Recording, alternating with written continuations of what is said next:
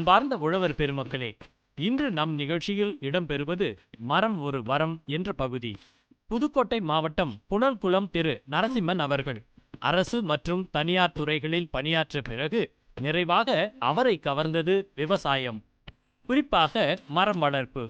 எனவே பணி நிறைவுக்கு பிறகு புதிதாக நிலம் வாங்கி பல வகையான மரங்களை வளர்த்து வருகிறார். அவர் கூறும் கருத்துக்களை பார்ப்போம்.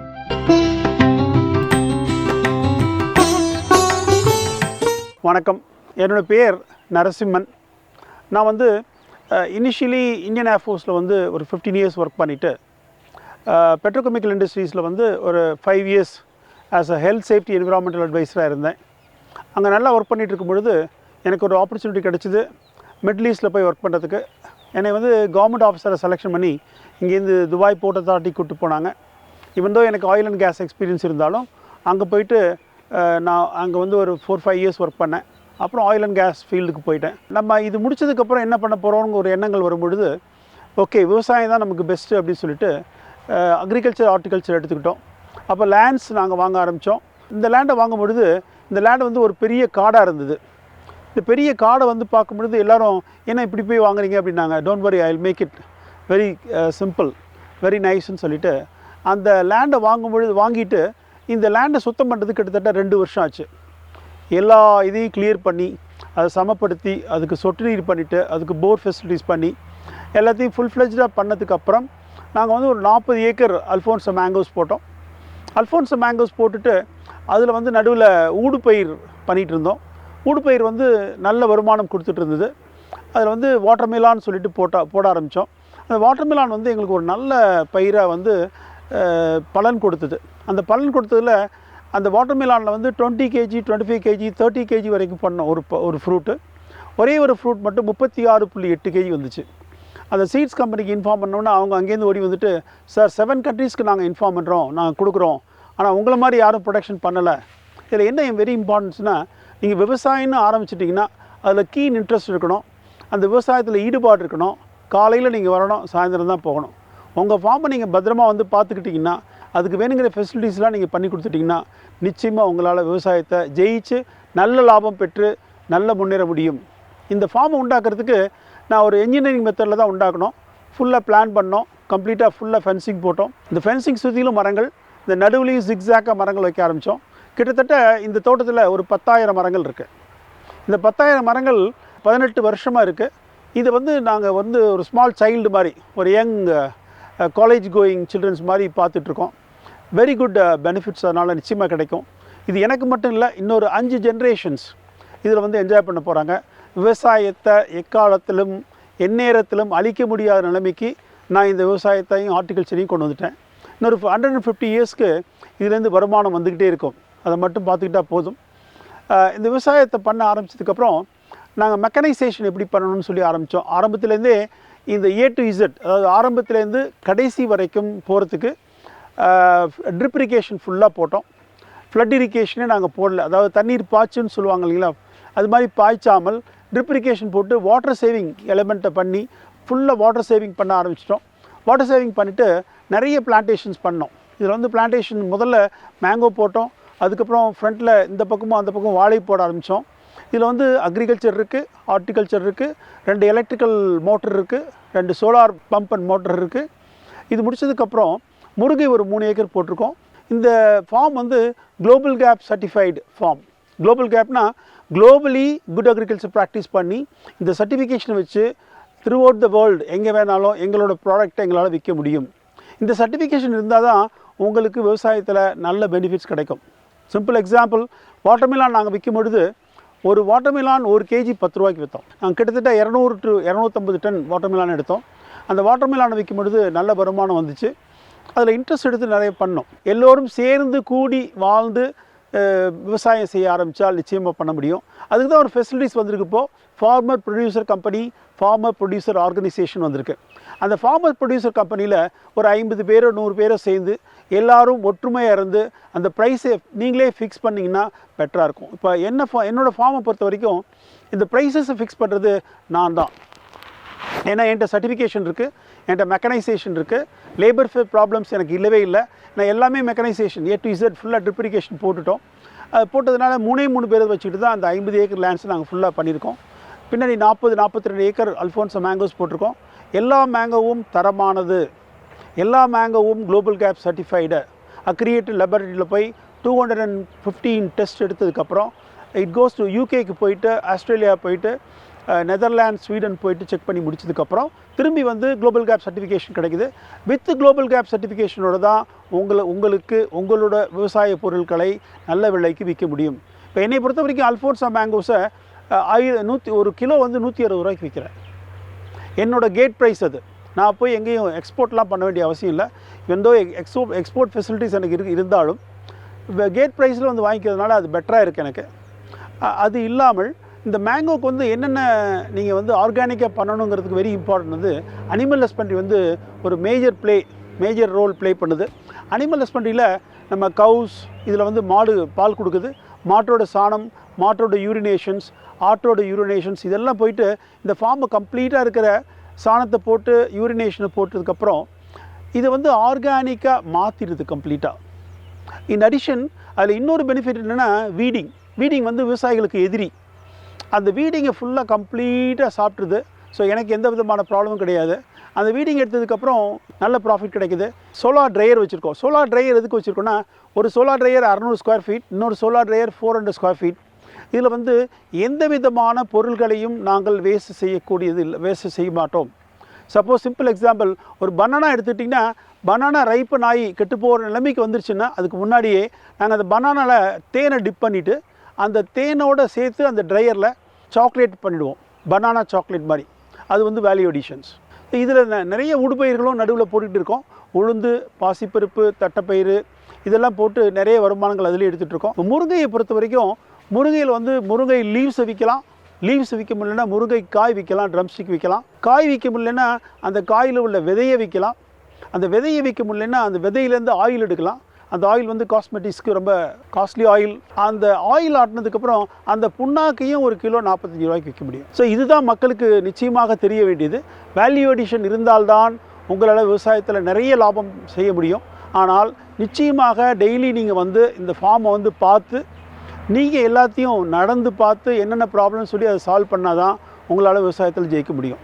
இந்த பிளான்டேஷன்ஸ் நாங்கள் பண்ணியிருக்கிறது ஒரு சைட் ஃபுல்லாக ஒரு ட்ரீஸ் வச்சுருக்கோம், அந்த பக்கமும் ஒரு ட்ரீஸ் வச்சுருக்கோம். இந்த ட்ரீஸ் வந்து கிட்டத்தட்ட 15-20 வருஷத்துக்கு அப்புறம் நல்லா வைரம் பாய்ஞ்சதுக்கப்புறம் உங்களுக்கு நல்ல ப்ரைஸ் கிடைக்கும். ஒரு டன்னோ இல்லை ஸ்கொயர் ஃபீட்டோ அது மாதிரி மாடிஃபை பண்ணி இப்போ ரீசெண்ட்லி கூட ஒரு 31 டன் கொடுத்தோம். அதில் ஒரு 3.5 லட்ச ரூபாய் எனக்கு கிடச்சிது.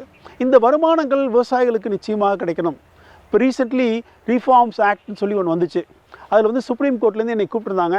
என்னை கூப்பிட்டு உங்களோட பாயிண்ட்ஸ் வியூ கொடுக்குறேன் அப்படின்னு சொன்னதுக்கப்புறம் அதில் நான் எழுதியிருந்தேன், விவசாயிகளுக்கு என்னென்ன மானியம் கொடுக்கணுமோ அது டைரெக்டாக போய் சேரணும். கொடுக்கக்கூடிய விவசாயிகளோட அதிகாரிகள் யார் இருக்காங்களோ அவங்கெல்லாம் விவசாயிகளுக்கு நிச்சயமாக ஹெல்ப் பண்ணணும்.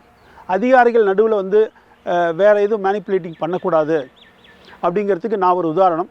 எந்த அதிகாரிகள்ட்டையும் நான் போனாலும் எந்த விதமான ப்ராப்ளமும் கிடையாது. எல்லா விவசாயிகளும் பயப்படாமல் இருக்கணும். அக்ரி இன்ஜினியரிங் ஆஃபீஸ் ஒன்று இருக்குது. அந்த இன்ஜினியரிங் ஆஃபீஸில் போயிட்டு களைக்கொட்டிலேருந்து உங்களுக்கு டிராக்டர் வரைக்கும் எல்லாமே கிடைக்குது மானியத்தில். 50% மானியம் கிடைக்கும். லேடிஸ் போய் அப்ரோச் பண்ணிங்கன்னா இன்னொரு 10% கூட சேர்த்து கிடைக்கும், 60% கிடைக்கும். இந்த மானியங்கள் வந்து கவர்மெண்ட்ஸ் அவங்க வந்து அதிகாரிகள் சும்மா கொடுக்குறான்னு நினச்சிக்காதீங்க. இது நம்மளோட வரி காசு. அவங்க டிஸ்ட்ரிபியூட் பண்ணுறாங்க. அதனால் நீங்கள் எல்லாருமே அதை போய் அவைல் பண்ணணும். அதில் ஏதாவது ப்ராப்ளம் இருந்தால் நிச்சயமாக அப்ரோச் பண்ணுங்கள் நெக்ஸ்ட் லெவலில். ஸோ தட் உங்களுக்கு வந்து அந்த ப்ராப்ளம் இல்லாமல் எல்லா இதையும் உபயோகப்படுத்திட்டு நீட் அண்ட் ஐடியா பண்ணலாம். தோட்டக்கலைத்துறையில் ஹெல்ப் பண்ணுறாங்க, விவசாயத்துறையில் ஹெல்ப் பண்ணுறாங்க. நீங்கள் போய் அப்ரோச் பண்ண மாட்டேங்கிறீங்க. அப்ரோச் பண்ணும்போது உங்களோட ரெக்கார்டு என்ன கேட்குறாங்க, பட்டா சிட்டா அடங்கல், அவ்வளோதான். இந்த பட்டா சிட்டா அடங்களை கொண்டு போயிட்டு ஒரு அப்ளிகேஷனை ஃபில்அப் பண்ணி கொடுத்துட்டிங்கன்னா உங்களுக்கு என்ன உதவி வேணுமோ அவ்வளோ கவர்மெண்ட் செய்கிறதுக்கு ரெடியாக இருக்காங்க. இதை நீங்கள் வந்து இப்போ யூட்டிலைஸ் பண்ணிட்டீங்கன்னா ரொம்ப நல்லாயிருக்கும். யூட்டிலைஸ் பண்ணிவிட்டு நிறைய லாபங்கள் பெறணும்னு நான் ரொம்ப தாழ்மையோடு வேண்டிக் கொள்கிறேன். இதில் வந்து உங்களுக்கு ஏதாவது ப்ராப்ளம் இருந்தால் என்னை எனி டைம் நீங்கள் காண்டாக்ட் பண்ணலாம். நான் உங்களுக்கு ஹெல்ப் பண்ணுறதுக்கு ரெடியாக இருக்கேன். ஒரு 20 to 30 விவசாயிகள் இது மாதிரி சஃபர் பண்ணும்பொழுது நான் அந்த ஆஃபீஸ்க்கு ஃபோன் பண்ணி அந்த கன்சர்ன் ஆஃபீஸர்கிட்ட பேசினேன். ஏன் சார் விவசாயிகள் வந்தால் ஏன் ஹெல்ப் பண்ண மாட்டேங்கிறீங்க, எங்கள் வரி காசு sir, what is the problem, நீங்கள் ஹெல்ப் பண்ணலன்னா நெக்ஸ்ட் நான் I will go to district கலெக்டர்னு சொல்லிட்டேன். சொன்னதுக்கப்புறம் ஆட்டோமேட்டிக்காக அந்த விவசாயிகளுக்கு எல்லா ஃபெசிலிட்டிஸும் எல்லா உதவிகளும் கிடைச்சிது. ஸோ விவசாயிகளை பொறுத்த வரைக்கும் தயவு செய்து எந்த அதிகாரிகளுக்கும் பயப்பட வேண்டாம். இது நம்மளோட உரிமை, நமக்காக செய்யப்பட வேண்டிய கடமை. அந்த கடமையை அவங்க செய்யும் பொழுது நீங்கள் உறுதியாக போயிட்டு அவங்கள்ட்ட அப்ரோச் பண்ணிங்கன்னா நிச்சயமாக உங்களுக்கு லாபம் கிடைக்கும். நம்ம இப்போ வந்து ஒரு பனானா ஃபீல்டு, வாழை தோட்டத்தில் இருக்கிறோம். இந்த வாழை தோட்டத்தில் கிட்டத்தட்ட ஒரு 5 ஏக்கர் வாழை போட்டிருக்கோம். இதில் வந்து ஒரு 2.5 ஏக்கர் கற்பூரவல்லி, 2.5 ஏக்கர் செவ்வாழை போட்டிருக்கோம். இந்த பிளான்டேஷன்ஸ்க்கு வந்து டிஷ்யூ கல்ச்சர் பனானா தான் நாங்கள் வாங்கியிருக்கோம். அதனோட ப்ரைஸ் வந்து இனிஷியலி கொஞ்சம் ப்ரைஸ் இருந்தாலும் அந்த வாங்கினீங்கன்னா அந்த பிளான்டேஷன்ஸில் வந்து எந்த விதமான நோய்களும் வர்றது கிடையாது. இந்த வாழையை வந்து எவ்ரி 7 ஃபீட்டுக்கு நீங்கள் வைக்கணும். இதில் வெரி இம்பார்ட்டன்ட் திங் என்னென்னா, வாழைக்கு சொட்டு நீரில் தான் விவசாயம் பண்ணணும். அந்த காலத்தில் வந்து அந்த மடை தண்ணி விட்டு இருந்தாங்க, தண்ணீர் வந்து பாய்ச்சிக்கிட்டு இருந்தாங்க. அது மாதிரி பாய்ச்சாமல் இந்த வாட்டரை சேவ் பண்ணுறதுக்கு ஒன்லி ட்ரிப்ரிகேஷன் நீங்கள் போட்டிங்கன்னா நல்ல உங்கள் வாழை சிறப்பாக வரும். ப்ராப்பர் ஃபெர்டிகேஷன்ஸ் கொடுத்தோம், ப்ராப்பர் ஆர்கானிக் ஃபெர்டிலைசர்ஸ் கொடுத்தோம். ஆடுகள், செம்மறி ஆடுகள்லாம் போய் இந்த புல்லெல்லாம் எல்லாத்தையும் எடுத்துரும். இதில் நடுவில் ஊடு பயிரும் போட்டு உளுந்து பாசிப்பயிரெலாம் எடுத்தோம். அதுலேயும் ஒரு நல்ல வருமானம் வந்துச்சு. இதில் நடுவில் சின்ன செடியாக இருக்கும் பொழுது நீங்கள் வாட்டர்மெலான் போட்டு நிறைய அதுலேயும் உங்களுக்கு ஊடு பயிர் கிடைக்கும். அதுலேயும் உங்களுக்கு வந்து வருமானம் கிடச்சிக்கிட்டே இருக்கும். இது மாதிரி ஊடு பயிர்கள் செஞ்சு நடுவில் வந்து வருமானத்தை பார்த்துக்கலாம். வாழைக்கு வந்து நார்மலி 10 மாதத்துலேருந்து 12 மாதம் வரைக்கும் அதனோட காலங்கள் இருக்குது. அதுக்குள்ளே உங்களுக்கு வாழைத்தார் வந்துடும். இந்த வாழைத்தார் வர்றது வரைக்கும் என்ன ஷெட்யூல் கொடுக்குறாங்களோ, என்ன ப்ரிப்பரேஷன் பண்ண சொல்கிறாங்களோ அதை கரெக்டாக ஸ்ட்ரிக்டாக நீங்கள் ஃபாலோ பண்ணிங்கன்னா உங்களால் நல்ல விவசாயம் பண்ண முடியும். இதுக்கு ட்ரிப் இரிகேஷன் கொடுத்தீங்கன்னா ப்ராப்பர் தண்ணி போய்கிட்டே இருக்கும். தண்ணி போகும்பொழுது இப்போ இந்த தோட்டத்தை பொறுத்த வரைக்கும் எனக்கு வாட்டர் ப்ராப்ளம் கிடையாது. எல்லாமே ட்ரிப் இரிகேஷன் பண்ணதுனால அந்த வாட்டரை சேவ் பண்ணி என்னால் டிஃப்ரெண்ட் பிளேஸஸில் வைக்க முடியுது. வாட்டர் கன்சர்வேஷன் பண்ணுறதுக்கு நிறைய பிட்ஸ் வச்சுருக்கோம். ரெயின் வாட்டர் ஹார்வெஸ்டிங்கும் நிறைய பண்ணிகிட்ருக்கோம். எங்கள் தோட்டத்திலிருந்து ஒரு ட்ராப் ஆஃப் வாட்டர் கூட எந்த தோட்டத்துக்கும் வெளியே போகாது. அது மாதிரி நாங்கள் பிளான் பண்ணி அதனோட சர்க்குலேஷன் பிட்டெல்லாம், கலெக்ஷன் பிட்டெல்லாம் போட்டு வச்சுருக்கோம். இந்த வாழையை பொறுத்த வரைக்கும் நீங்கள் ப்ராப்பராக பண்ணிங்கன்னா 10 monthஸில் ஹார்வெஸ்ட் வந்துடும். இந்த 10 monthஸில் ஹார்வெஸ்ட் வரும்பொழுது மார்க்கெட்டிங் பார்ட் ஆஃப் இட் உங்களுக்கு ரொம்ப இம்பார்ட்டன்ட். இந்த மார்க்கெட்டிங்கில் வந்து அவங்க எனக்கு ஹெல்ப் பண்ணாங்க. ஹெல்ப் பண்ணி மார்க்கெட்டிங் வந்து தேனியிலேருந்து வந்து இந்த மார்க்கெட்டிங் எடுத்தாங்க. ஏன்னா இந்த வாழை வந்து எங்களுக்கு 20 to 25 kg ஒரு தாரும் அழகாக வந்துருந்துச்சு. அந்த தாரில் எந்த விதமான ப்ராப்ளமும் கிடையாது, ஒரு புள்ளி கிடையாது, டாட்டு கிடையாது. நிறைய எக்ஸிபிஷனில் கொண்டு போய் வச்சுருந்தாங்க. இன் அடிஷன் இந்த வாழையை விற்கும் பொழுது என்கிட்ட வந்து வியாபாரிகள் வந்து கேட்கும் பொழுது, சார் என்ன விலை சார் போட்டுக்கலாம் அப்படின்னு சொல்லும்போது நான் சொன்னேன், வாழையை வந்து தாராக கொடுக்க மாட்டேன். வாழையை வந்து ஒரு கிலோ 45 ரூபாய்க்கு தான் கொடுப்பேன். உங்களுக்கு இஷ்டமாக இருந்தால் வாங்கிட்டு போங்க. விவசாயி தான் எல்லா விளைபொருள்களுக்கும் மார்க்கெட்டில் ஃபிக்ஸ் பண்ணோம். நான் தான் ஃபிக்ஸ் பண்ணேன். 45 ரூபாய்க்கு ஒத்துக்கிட்டாங்க. ஒரு தார் 25 ரூபா இன்ட்டு 45 ரூபா போட்டு பார்த்தீங்கன்னா கிட்டத்தட்ட 1100 ரூபாய்க்கு மேலே வருது. உங்களோட செலவெல்லாம் போகிறதுக்கு போக உங்களுக்கு ஒரு வாழைத்தாரில் நிச்சயமாக 900 ரூபா நிச்சயமாக கிடைக்கும். 900 to 1000 ரூபா உங்களுக்கு நிச்சயமாக கிடைக்கும். இந்த 2500 கன்றில் எனக்கு கிட்டத்தட்ட செலவுகள் போக எல்லா வாழைக்கும் 18.75 லட்சம் ரூபாய் என்னால் எடுக்க முடிஞ்சுது. இந்த வாழை மறுபடியும் நான் செய்கிறதுக்கு காரணம் வந்து அதை விட அதிகமாக என்னால் லாபம் பெற முடியுமா அப்படின்னு சொல்லி தான் இந்த வாழையை மறுபடியும் போட்டிருக்கோம். இதில் வந்து மக்கள் தொலைக்காட்சியும் வந்து எங்களுக்கு மோட்டிவேஷன் கொடுக்கறதுனால இன்னமும் எங்களுக்கு மோர் எனர்ஜி வருது. இந்த மோர் எனர்ஜினால் நம்ம விவசாய மக்களுக்கு பெருமையாக இருக்குது. அவங்க வந்து இது மாதிரி வாழை விவசாயம் பண்ணி நிறைய அவங்க வந்து சாதிக்கணும்னு சொல்லி எனக்கு ரொம்ப ஆசையாக இருக்குது. இந்த வாழையை செய்யும் பொழுது உங்களுக்கு இம்பார்ட்டன்ட் பார்ட் வந்து விண்ட் பெல்ட் இருக்கணும். இந்த விண்ட் பெல்ட்னா அந்த வேலி ஓரமாக சுற்றிலும் மரங்கள் நிச்சயமாக இருக்கணும். அந்த மரங்கள் இருந்தால்தான் அந்த காற்று வரும் பொழுது தடுக்கும். இந்த வாழை தார் போடும் பொழுது இந்த தார் போடும் பொழுது ஒரு குச்சி வச்சு கரெக்டாக கட்டிடுவோம். அந்த தார் போட்டோன்னே ஒரு கண்ணை வெட்டுருவோம். அந்த வாழைத்தார் முடித்தோடனே அந்த கன்று பெருசாக போயிடும். அது 2வது கன்று. அந்த 2வது கன்று பண்ணும்பொழுது உங்களுக்கு செலவு ரொம்ப கம்மியாகிடும். ஏன்னா நீங்கள் பை பண்ண போடுறது கிடையாது, இனிஷியல் செலவு கிடையாது, வெறும் ஃபெர்டிலைசேஷன் மட்டும்தான். அதை மட்டும் கொடுத்துட்டிங்கன்னா 2வது வாழையில் உங்களுக்கு நல்ல ப்ராஃபிட் பார்க்க முடியும். 2வது வாழை முடித்ததுக்கப்புறம் 3வது வாழையும் உங்களால் பண்ண முடியும்.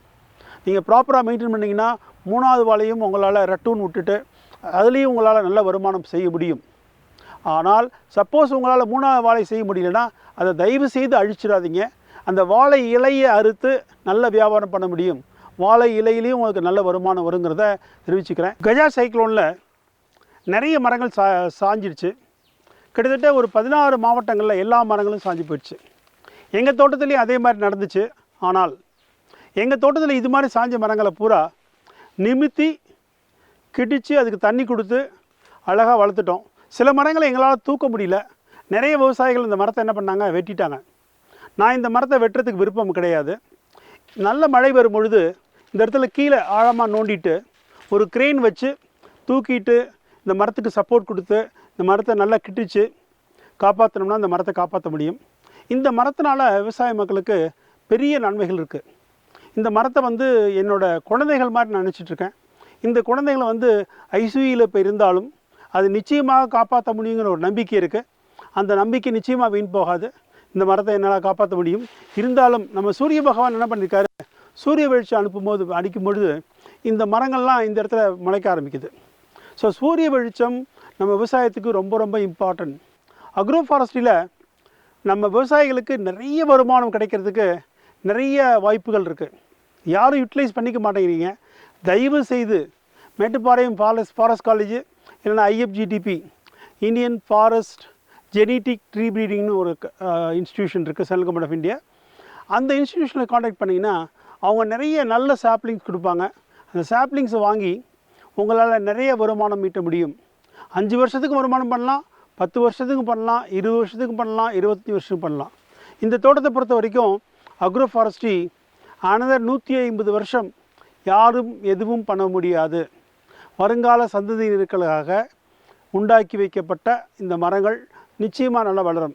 எங்கள் தோட்டத்தில் உள்ள மழை தண்ணீரை சேகரிக்கிறதுக்காக இது மாதிரி குழிகள் நம்ம தோட்டத்தில் 5-6 குழிகள் பண்ணியிருக்கோம். இதுக்கு வந்து இங்கிலீஷில் ரெயின் வாட்டர் ஹார்வெஸ்ட்னு சொல்லுவாங்க, மழைநீர் சேகரிப்பு. நம்ம மழைநீர் சேகரிப்பு பண்ணாமல் நிறைய தண்ணீரை வேஸ்ட் பண்ணுறோம்.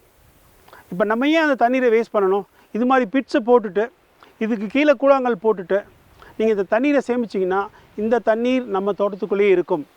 இந்த மழைநீர் சேகரிப்பினால் நம்ம மரங்கள், நம்ம விவசாயங்கள் நிறைய நமக்கு வந்து வாட்டர் டேபிள்ஸ் நிறைய கிடைக்கும். எங்கள் தோட்டத்தை பொறுத்த வரைக்கும் 250 அடி 300 அடி தான் போட்டிருக்கோம். தண்ணி நல்லா கிடைக்குது. உங்களுக்கு வந்து வேணுங்கிறது மழைநீர் சேகரிப்பு தொட்டிகள் நிறைய அமைக்கணும். அதுக்கும் மானியம் கொடுக்குறாங்க கவர்மெண்ட்டில், அதையும் யூட்டிலைஸ் பண்ணிக்கோங்க. இந்த மழைநீர் சேகரிப்பு வந்து ரொம்ப இம்பார்ட்டன்ட். அதில் இங்கிலீஷில் வந்து வாட்டர் கன்சர்வேஷன் சொல்லுவாங்க. வாட்டர் கன்சர்வேஷன் பண்ணால் தான் நம்ம வருங்கால சந்ததியினருக்கு நிறைய தண்ணி நம்ம சேமித்து வச்சுட்டு போக முடியும். அதனால் இதை வந்து நீங்கள் நிச்சயமாக காப்பாற்றி இது மாதிரி குழிகள் பறித்து மழை நீரை நிச்சயமாக சேகரித்து வச்சுக்கோங்க. இது உங்கள் விவசாயத்துக்கு ரொம்ப யூஸ்ஃபுல்லாக இருக்கும். நாங்கள் இங்கே ஒரு சோலார் போர் போட்டிருக்கோம்.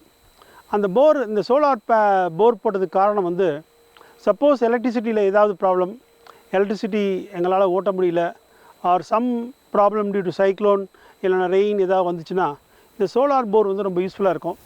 எல்லா தோட்டத்துலேயும் நிச்சயமாக ஒரு சோலார் போரோ ஒரு பம்போ இல்லை 2 சோலார் போர் இருந்தால் பெரிய தோட்டத்துக்கு ரொம்ப நல்லது.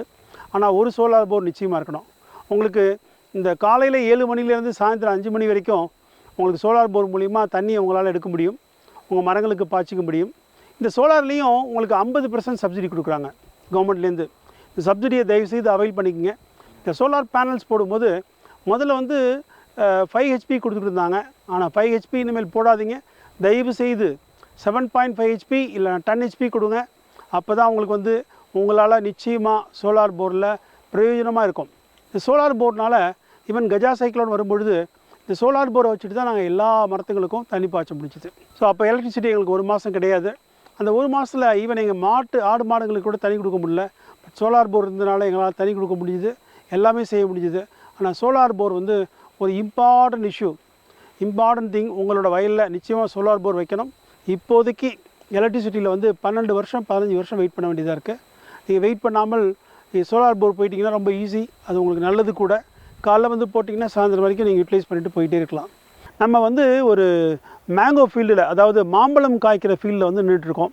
இந்த மேங்கோவை பற்றி உங்களுக்கு இன்ஃபர்மேஷன் கொடுக்கணுன்னா, மேங்கோ வந்து முக்கணிகளில் ஒன்றுங்க, வாழை, மா, பலா. இந்த மாமரத்தை நான் ஏன் சூஸ் பண்ணேன்னா, இந்த மாமரத்தில் வந்து உங்களுக்கு 4-5 மாதம் கஷ்டப்பட்டீங்கன்னா போதும், உங்களுக்கு என்னென்ன வருமானம் வருமோ அதை கரெக்டாக சூஸ் பண்ணிக்கலாம். இந்தியாவை பொறுத்த வரைக்கும் 35 வெரைட்டி ஆஃப் மேங்கோஸ் இருக்குது. இதில் நான் ஏன் அல்ஃபோன்சா மேங்கோஸை சூஸ் பண்ணேன்னா, நான் ஃபாரின் கண்ட்ரீஸில் இருக்கும்போது ஃபாரினில் இருக்க மக்களுக்கு அல்ஃபோன்சா மேங்கோவை மட்டும்தான் தெரியும், மற்ற மேங்கோக்களே தெரியாது. அதனால் இந்த அல்ஃபோன்சா மேங்கோவை வாங்கி கொடுத்தேன். ஆக்சுவலி ரத்னகிரிங்கிற ஒரு இடம் மகாராஷ்டிராவில் அவங்க அல்ஃபோன்சா மேங்கோஸ் மட்டும்தான் பண்ணுறாங்க, வேறு எந்த மேங்கோவும் பண்ணுறது கிடையாது. நான் ஏன் நம்ம தமிழ்நாட்டில் பண்ணக்கூடாதுன்னு சொல்லிட்டு கிட்டத்தட்ட 4500 மரங்கள் வச்சுருக்கோம். இந்த மரங்களில் கஜா புயல் வரும் பொழுது ஒரு 400-500 மரங்கள் போயிடுச்சுங்க. பரவாயில்ல, பாக்கி மரங்கள்லாம் நான் கட்டி இழுத்து குத்தி கிடிச்சு அதில் தண்ணி ஊற்றி வளர்த்து காப்பாற்றிட்டேன். அது ரொம்ப இம்பார்ட்டன்ட். இப்போ இந்த மரங்களுக்கு கவாத்து பண்ணிகிட்ருக்கோம். இந்த கவாத்து பண்ணலைன்னா உங்களுக்கு வந்து கரெக்டான காய்ப்புகள் கிடைக்காது. இதில் வந்து ஃபுல்லாக ஆர்கானிக்காக நாங்கள் பண்ணிகிட்ருக்கோம். இந்த மாமரத்தில் நீங்கள் நல்லா புரிஞ்சுக்கணும், இந்த மாங்கன்னை வச்சதுக்கப்புறம் ஊடுபயிர் போட்டு சம்பாதிக்க முடியும். மாங்கன்று வளர்ந்ததுக்கப்புறம் 4வது வருஷத்துலேருந்து காய்ப்புக்கு வந்துடும். இந்த மாங்கன்று வந்து 60 வருஷத்துக்கு உங்களுக்கு காய் கொடுத்துக்கிட்டே இருக்கும், மாம்பழம் கொடுத்துக்கிட்டே இருக்கும். இந்த மாம்பழத்தை விற்கிறதுக்கு முன்னாடி இந்த மாம்பழத்தில் வெரி இம்பார்ட்டன்ட் திங் என்னென்னா, இந்த மாம்பழத்துக்கு நீங்கள் சர்டிஃபிகேஷன் வாங்கணும். குளோபல் கேப் சர்டிஃபிகேஷன் ஒன்று வாங்கிட்டிங்கன்னா உலகத்தில் உள்ள எல்லா இடத்துலையும் இந்த மேங்கோ உங்களால் விற்க முடியும் நல்ல ப்ரைஸுக்கு. இப்போ நான் விற்கிற மேங்கோ ப்ரைஸ் வந்து ஒரு கேஜி 160 ரூபாய்க்கு விற்கிறேன். இந்த மாம்பழத்தை வாயிலில் போட்டிங்கன்னா உங்கள் தொண்டையில் கரைஞ்சி உள்ளே போயிடும், மனசெல்லாம் குளிர்ந்துருக்கும். விவசாய மக்களுக்கு நல்ல தரமான நச்சில்லாத மாம்பழத்தை கொடுக்கணுங்கிற ஒரு ஆசைகள் நம்ம நாட்டுக்கு மட்டும் கிடையாது, உலகத்தில் உள்ள எல்லா நாட்டு மக்களுக்கும் நல்ல பழங்களை கொடுக்கணுன்னு தான் ஆசை. இப்போது சர்டிஃபிகேஷன் பண்ணுறதுக்கு முன்னாடி இந்த மேங்கோஸை கொண்டு போய் லெபரட்டரியில், அக்ரியேட்டட் லெபரட்டரி, அப்ரூவ்டு லெபரட்டரியில் கொண்டு போய் 205 டெஸ்ட் முடிச்சுட்டு, அந்த டெஸ்ட் வந்து ஆஸ் பர் த அப்பிடா ரூல்ஸ், அப்பிடான்னு ஒரு கம்பெனி இருக்குது, ஒரு சென்ட்ரல் கவர்மெண்ட் இன்ஸ்டிடியூஷன் இருக்குது, அந்த இன்ஸ்டிடியூஷன் முறைப்படி இந்த அக்ரியேட்டட் லெபரட்டரியில் டெஸ்ட் பண்ணதுக்கப்புறம் அந்த டெஸ்ட் ரிப்போர்ட் வந்து யூகே, ஆஸ்திரேலியா, ஸ்வீடன், நார்வேக்கு போய் அவங்க செக் பண்ணி அது முடிச்சதுக்கப்புறம் இந்தியாவில் வந்து குளோபல் கேப் சர்டிஃபிகேஷன் கொடுக்குறாங்க. இதில் வந்து மார்க்கெட்டிங் வந்து ஒரு vital role, very important role play பண்ணணும். சார் எங்கள் மேங்கோ விற்க முடியாது, நிச்சயமாக அவங்க மேங்கோவை தரமான மேங்கோவை இருந்தால் அவங்களால விற்க முடியும். உங்களுக்கு ஏதாவது ஹெல்ப் வேணால் சொல்லுங்கள், நான் ஹெல்ப் பண்ணுறேன் உங்களுக்கு. ஆனால் தரமான மேங்கோவாக இருக்கணும். கெமிக்கல்ஸ் அடிச்சிங்கன்னா உங்களால் மேங்கோ விற்க முடியாது. உங்களால் விற்க முடியாது மட்டும் இல்லை, மக்களை சாப்பிடும்பொழுது நிறைய டிசீஸ் வருது. நம்ம ஏன் நம்ம மக்களை போய் ஸ்பாயில் பண்ணணும்? அவசியமே இல்லையே. சிக்கிம் மாநிலம் வந்து ஆர்கானிக்காக பண்ணும் பொழுது நம்ம மாநிலங்கள்லாம் ஏங்க பண்ண முடியாது? நம்ம ஏன் இன்ட்ரெஸ்ட் எடுத்துக்க மாட்டேங்கிறோம்? நிச்சயமாக நம்ம இன்ட்ரெஸ்ட் எடுத்துக்குவோம். நம்ம இன்ட்ரெஸ்ட் எடுத்துக்கிட்டு ஆர்கானிக்காக பண்ணுவோம். இதில் இம்பார்ட்டன்ட் திங் என்னென்னா, ஃபார்மர் ப்ரொடியூசர் கம்பெனின்னு ஒன்று ஆரம்பிச்சுக்கங்க. மேங்கோ க்ரோயர்ஸ் ஃபெடரேஷன் ஃபுல்லாக ஆரம்பித்து அவங்க நீங்கள் எல்லாம் சேர்ந்து அந்த மேங்கோவுக்கு வந்து என்ன பண்ணணும்னு சொல்லிட்டு கரெக்டாக வாங்குங்க. எங்கே வந்து இந்த சாப்ளிங்ஸ் வாங்குறீங்களோ அந்த இடம் ரொம்ப இம்பார்ட்டன்ட். அந்த இடத்த கரெக்டாக பார்த்து அந்த இடத்துல விற்கிற கன்றுங்கள் 5 வருஷம், 10 வருஷம், 20 வருஷம் எங்கே காய்க்குதோ அந்த காய்ப்பை போய் பார்த்ததுக்கப்புறம் சாப்ளிங்ஸ் வாங்குறதுக்கு ட்ரை பண்ணுங்கள். அது மாதிரி தான் நான் செஞ்சேன். எனக்கு கொடுத்த மேங்கோஸ் எல்லாம் best mangoes. 400 gram to 450 gram வரும். இந்த மேங்கோஸ்க்கும் நீங்கள் விண்ட் பெல்ட் வச்சுருக்கணும் கம்ப்ளீட்டாக. சைடில் ஃபுல்லாக மேங்கோ ட்ரீஸ்க்கு ஃபுல்லாக ட்ரீஸ் இருக்கணும், பின்னாடி ட்ரீஸ் இருக்கணும். இன்கேஸ் காற்று வந்துச்சுன்னா மேங்கோ மரமும் சாயறதுக்கு சான்சஸ் இருக்குது. நான் வந்து விவசாயத்தில் ஒரு பிரியன்னு சொல்கிறத விட விவசாயத்தில் ஒரு வெறியன். விவசாயத்தை செஞ்சு சாதிக்கணும், காண்பிக்க முடியும், நம்ம விவசாயிகளுக்கு ஒரு எக்ஸாம்பிளாக இருக்கணும்னு ஒரு ஆசை. அந்த ஆசையை வந்து நீங்கள் எல்லாம் சேர்ந்தால் தான், நம்ம எல்லாம் ஒன்று சேர்ந்து பண்ணுவோம். ஒன்று சேர்ந்து பண்ணால் தான் ஒன்றுபட்டால் கூடி வாழ்வுன்னு சொல்லுவாங்க. அதை மட்டும் ஞாபகம் வச்சுக்கோங்க. எல்லோரும் ஒன்றுபட்டால் நிச்சயமாக நம்மளால் நிறைய சம்பாதிக்க முடியும். நிச்சயமாக நம்மளால் சம்பாதிக்கலாம். எல்லோரும் சேர்ந்து வாங்க, கைகோத்து பண்ணுவோம். நம்ம தமிழ்நாட்டை தலை தூக்கி வைப்போம். நிச்சயமாக பண்ண முடியும். கவர்மெண்ட் நமக்கு முடிஞ்ச ஹெல்ப் பண்ணுறாங்க. அது பண்ணுறதுல இந்த டிப்ரிகேஷன்ஸ் 5 ஏக்கருக்கு கீழே உள்ளவங்களுக்கு 100% சப்சிடி, 5 ஏக்கருக்கு மேலே உள்ளவங்களுக்கு 5 ஹெக்டேர் வரைக்கும் 75% சப்சிடி. இந்த மேங்கோவுக்கு வந்து இந்த உரங்கள் அது இது எல்லாமே கொடுக்குறாங்க சப்சிடியில். மக்கள் வந்து யாரும் அப்ரோச் பண்ணுறதில்ல. ஒரு விஏஓட போகிறதுக்கே பயப்படுறீங்க. ஏன் விஏஓக்கு போகிறதுக்கு பயப்படுறீங்க? தோட்டக்கலைத்துறையில் உள்ள deputy director of horticulture, assistant director of horticulture, horticulture officer எல்லாத்தையும் நீங்கள் போய் பார்க்கலாம். எல்லோரும் இந்நாட்டு மக்கள். நல்லா ஞாபகம் வச்சுக்கோங்க, யாரும் யாருக்கும் பயப்பட வேண்டிய தேவை கிடையாது. நம்ம நாட்டில் நம்ம கட்டுற வரி காசில் கவர்மெண்ட் நமக்கு ஹெல்ப் பண்ணுறாங்க. அந்த ஹெல்ப்பை வந்து கரெக்டாக நம்ம யூட்டிலைஸ் பண்ணோம்னா நிச்சயமாக நல்ல லாபம் கிடைச்சி நம்மளால் சாதிக்க முடியும். எல்லோ விவசாய நண்பர்களுக்கும் ரொம்ப நன்றி. Thank you very much.